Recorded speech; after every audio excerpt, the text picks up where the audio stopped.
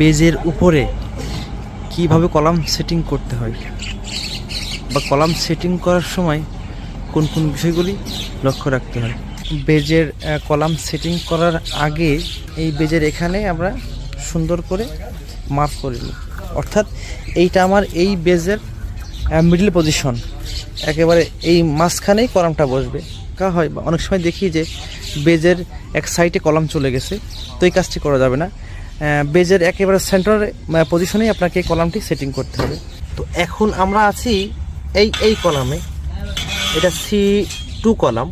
তো C2 কলামে কি আছে একটু দেখে আসি। তো আমার এখানে C2 কলাম দেখাচ্ছে 10/20 ইঞ্চি এবং 12টা 16 মিলিমিটার রড আছে। তবে তার মানে আমার এখন রিংটা থাকতে হবে 17 ইঞ্চি বাই 7 ইঞ্চি। এইটা চেক করে নেব যে আসলে 17 ইঞ্চি এবং 7 ইঞ্চি আছে কিনা। হ্যাঁ, ঠিক আছে।